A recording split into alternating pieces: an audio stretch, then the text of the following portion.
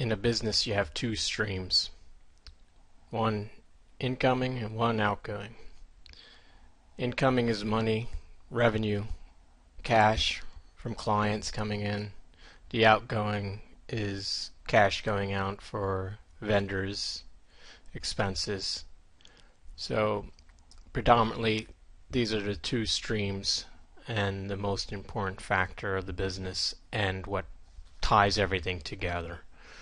You have more income coming in, more revenue, more cash coming in than outgoing, you've made a profit and you will grow richer.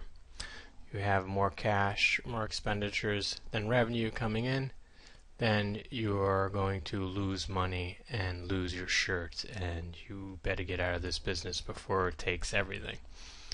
And basically the difference between revenue and expenditures is the profit. And of course you want to get a higher profit as possible. And the books basically tell you how your company is doing, tells you how much your revenue is, how much your expenses, so you can get a good idea of how it's doing, basically like a doctor. So what we're going to go over is a typical accounting package. In this case it'll be QuickBooks, and it's much like other accounting packages. So if you learn from this, you'll pretty much be able to handle the other similar accounting packages.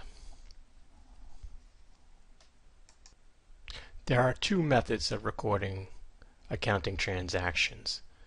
There is the accrual basis and the cash basis.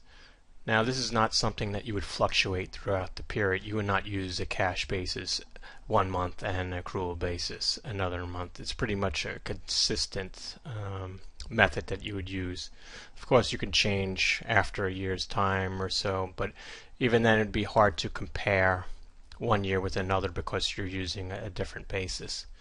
But basically a cash basis is recording revenue when you receive the cash and recording expenditures when you write out the check and the cash goes out.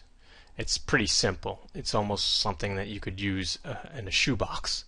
You basically can use a shoebox with a whole bunch of receipts and record that as the expenditures for a period. And then you could have copies of checks received from clients or a ticker roll from the register as revenue. And there you have it. It's pretty uncomplicated, and a lot of small businesses use it, say a fruit store or a deli.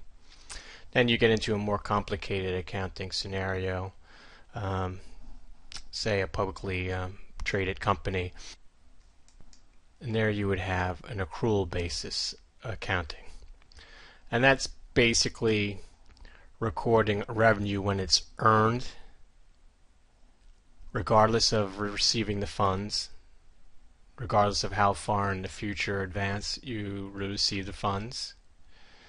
If you receive the funds early, sooner than when you earned it, then you cannot record that as revenue.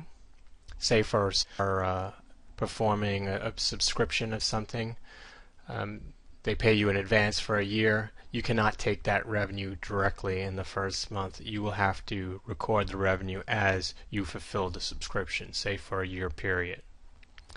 And expenditures, you would record an expense after it's been fulfilled, after it's been performed.